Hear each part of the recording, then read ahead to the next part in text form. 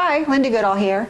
At some point you're going to need to change the needle, and for many of you that's when you break it. But there are other reasons to change a needle. You might be changing the fabric, you might be changing the thread, you might be changing your technique, say from sewing to embroidery. And needles are very high-tech devices, so we want to use the right needle for the right job.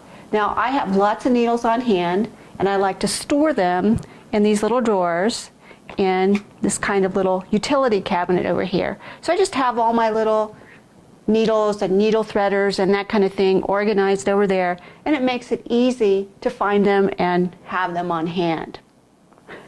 The machine came with this little pack of needles. The center pair are colored gold, and that's to indicate they're ballpoint needles, and those are used for knits.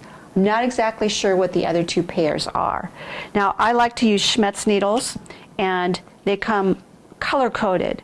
So you can see that this has a green background, this one has a gold background, this one has a blue background, and what those indicate are sizes and types.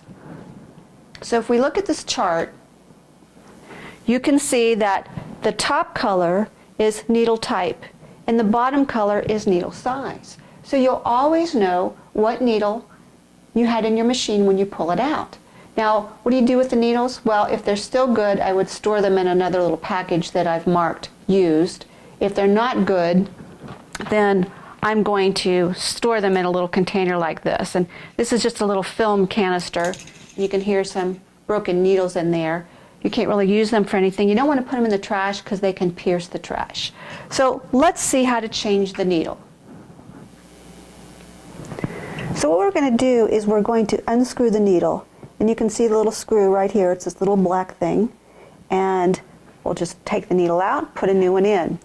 Now, I like to put a piece of fabric over the throat plate because we have a zigzag throat plate on, and there's quite a large area that the needle could actually fall down. Put the presser foot down to make it easier. Take your screwdriver, just unscrew that baby, and pull it out. Now, I don't know if you can see this, but there's a flat side on the needle, and the rest of it's round. So the flat part goes to the back, which makes it really easy to insert a new needle. So I'm not going to put, this is actually a new needle already, so I'm just going to put it back in. We're just going to slide it back up in there. You might have to loosen the needle a little bit. And you're just going to make sure that it's all the way at the top.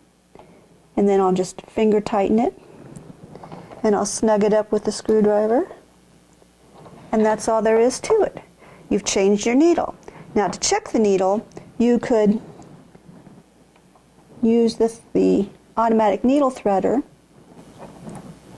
and make sure that it threads the needle. And it did. So our needle is in just perfectly, and we're ready to sew.